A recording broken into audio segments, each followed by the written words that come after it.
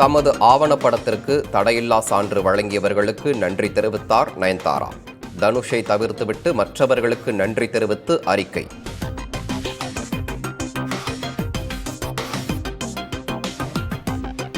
தென் தமிழகத்தில் அதி கனமழை பெய்ய வாய்ப்பு. ரெட் அலர்ட் விடுத்தது இந்திய வானிலை ஆய்வு மையம்.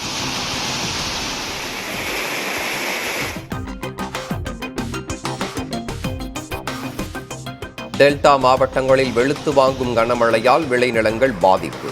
திருவாரூர், தஞ்சாவூர், நாகை மாவட்டங்களில் பல பகுதிகளில் தேங்கிய மழைநீர்.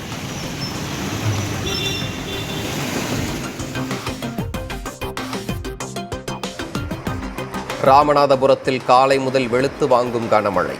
பாம்பனில் 6 மணி நேரத்தில் 24 சென்டிமீட்டர் மழை பதிவு.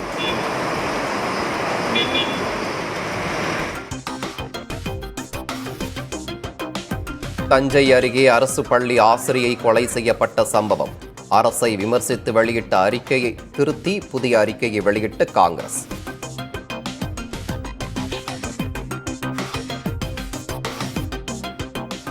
ராமேஸ்வரம் மீனவர்கள் 4 பேருக்கு சிறை தண்டனை விதித்து இலங்கை நீதிமன்றம் உத்தரவு. நிபந்தனைகளுடன் விடுதலை செய்யப்பட்ட 12 மீனவர்கள் இந்திய துணை தூதரக அதிகாரிகளிடம் ஒப்படைப்பு.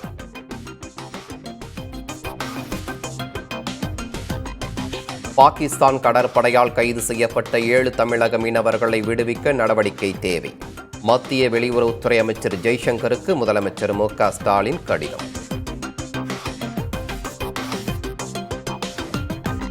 திருப்பூர் மாவட்டம் உடுமலை அருகே கர்ப்பிணியை டோலி கட்டி தூக்கிச் சென்ற கிராம மக்கள்.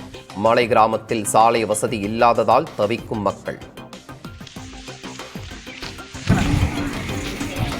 இங்க வாங்க, மறையங்காடுமே இருக்கு.